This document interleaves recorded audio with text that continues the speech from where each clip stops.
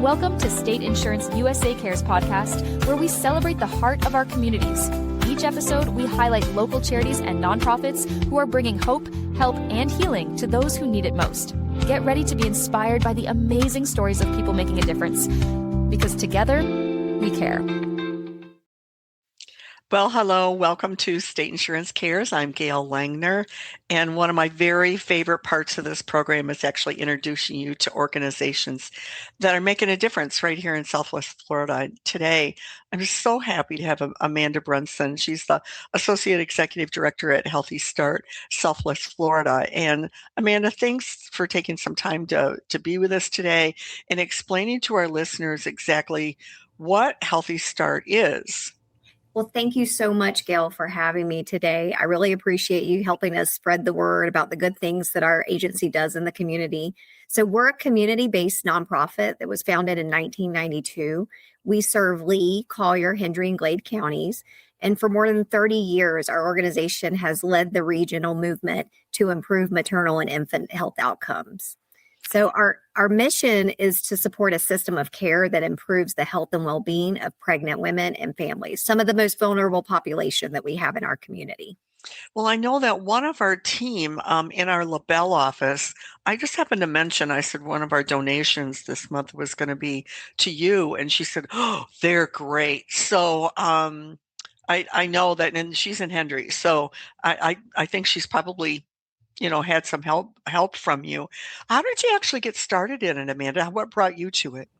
Well, what brought me to it is my own poor birth outcomes. I ended up having a baby prematurely, 7 weeks early. I had no family support here. I had moved away. Most of my family lives in Jacksonville, about 6 hours away from here. Mm-hmm. And my husband's a firefighter, and he had to go back to work. And I was left all alone with this special needs baby.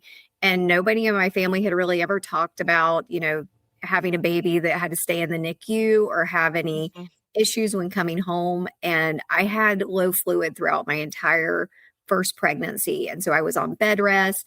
And I just know what a huge impact a home visitor would have had on my life and having that support for myself. Especially not having your mom be close by or your mother-in-law or whatever. Yes. Oh gosh. Well, I know you do amazing things. I know one of the things that we donated to as far as State Insurance Cares was actually your diaper bank, right? Yes. That's a local. Tell our listeners exactly what that is, if you would. So we have 4 home visiting programs, and in all of our home visiting programs, the number one request everyone would have is, does the home visitor have any diapers that they could bring into the home? Because a lot of people don't realize you cannot purchase diapers with SNAP or WIC. There's no government assistance that you can actually purchase diapers with. And so it was huge to all of our families when with home visiting, we were able to start bringing them diapers. And so back in 2023, we decided to become an official diaper bank. And so that allowed us the buying power. We're members of the National Diaper Bank. And so we're able to purchase diapers for 16 cents, which retail, they run between 36 and 55 cents. So a lot less. And we started off just primarily wanting to do it through our home visiting programs. And then COVID happened and we started partnering with some other agencies. And then Hurricane Ian happened. And that kind of blew the lid off of what we intended on doing. And last year we actually did 1.6 million diapers. Oh my gosh, Amanda. Yeah. That's incredible. How do you know what sizes? I mean, they come in all different sizes. Okay, so I'm going to date myself, and everybody, all of my listeners are going to know. I tried to use Pampers with my daughter, and she was very allergic. The fragrance and everything that was in the diapers. So I had cloth diapers with my daughter. So that was, other than going to the laundromat, because I didn't have a washer and dryer in my home, but the cost and like I said, the sizes, how do you know? Well, so we work with all of our partner agencies and we give the family the diaper size that they need. We carry diapers newborn up to size 7 generally. Well, a lot of it depends on the donations that we receive. And so we grow with the baby. So as they grow into Okay. a new diaper size, we grow with them. We did try the cloth diaper approach about 10 years ago with our agency with home visiting. And what we found was a lot of our families do not have the washers and dryers in their homes. And the new cloth diapers actually have a lot of chemicals in them that they didn't in the past. And Oh, so if you don't wash them on an extremely high heat, the baby was getting a rash. sure. We were spending more money on diaper on diaper cream than we would have in just disposable diapers. Right. Well, I know that next month we're actually donating to a Bonita Assistance Office, and they said that they partner with you as well. Is that They correct? do. They do. So we actually have 12 partner pickup sites in Lee County. We have 3 in Hendry County, and then we have 2 in Collier County currently.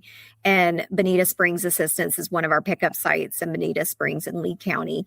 And so what we do is we give the diapers to those partner agencies, and then they decide how they want to do the distribution. So some of our partners stay open 5 days a week and families can come pick up diapers regularly. Some only do a diaper distribution once a month, but we really allow our partners to work that out and kind of intertwine it into what they're already doing with the community. Right, exactly.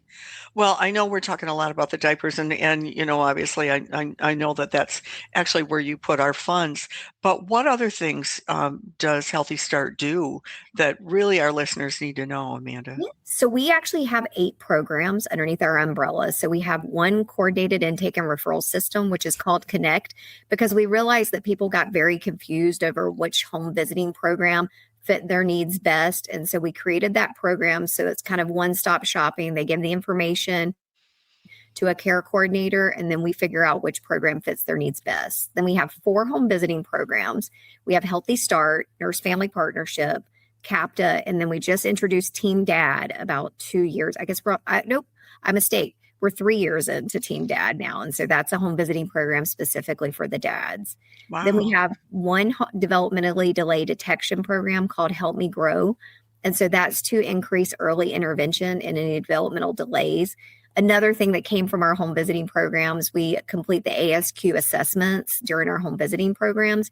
And we realized that there was a lot of other children in the homes, older children, that weren't being identified as delayed. And so we brought that program on.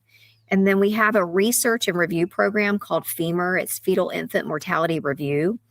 And what we do is we look at poor birth outcomes and try to figure out what we could have done as a community better. We have 2 groups through that program. And so we really just look at what happened during the fetal demise and what we could have implemented to have a better outcome. Mm-hmm. Mm-hmm. Incredible.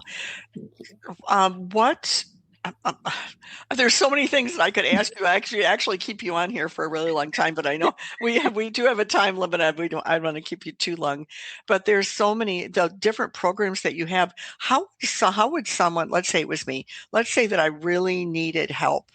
Mhm. How would I reach you? How would I know to reach you? So the easiest way is to visit our website, which is healthystartbaby.org.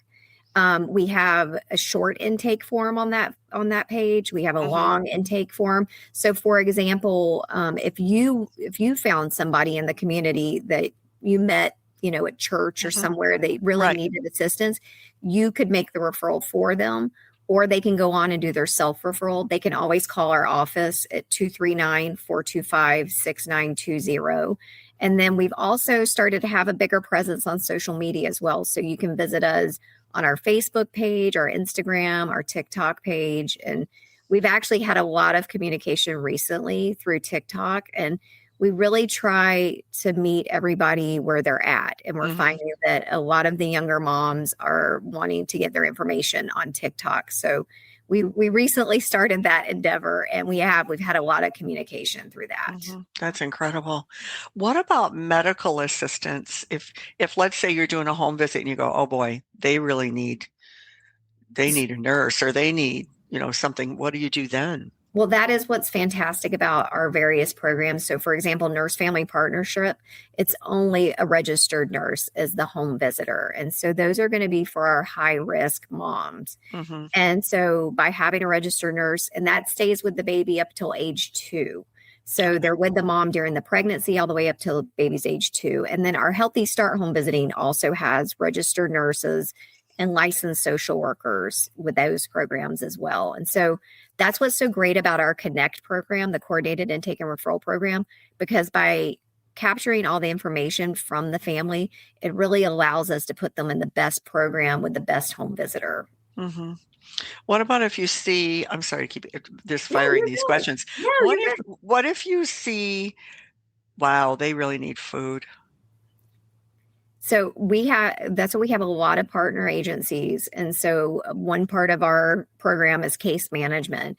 And so we'll help refer them. And I will say by having the diaper bank and having so many different pickup sites at food banks, it allows us to know when all of the pickup sites are, make the referrals, have the contacts. And so we do advocate for our clients. If there's housing issues, food insecurity, whatever it may be, we advocate for our clients. Okay.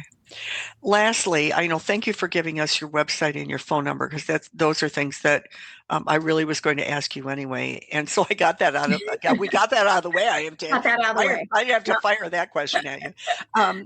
But what do you need the most? Money? Do you need money? What do you need? Money? Yeah. I think that's every okay. nonprofit. That's why we're here. Yeah, to help you. I know. And that's one big thing. I love it when people host diaper drives for us. It's amazing. And we will always be so grateful for the items.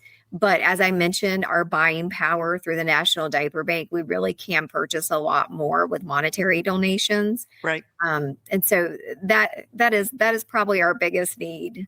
Sure. Exactly. And that's okay to say, because that's what State Insurance Cares is all about. We not only just want to give you the donation, but through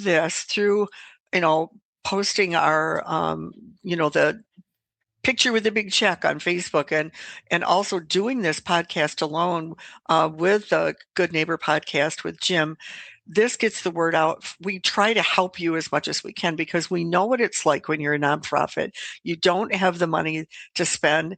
And if you do, you need it to go where it needs to go. So I'm glad if you need the money. Is there a place to donate on your website? Yes. On our website, you can donate. Okay. And I just wanted to mention 95% of our budget goes back to our programs. And so we really try to, because I, just like everybody else in the community, I donate as well to various programs.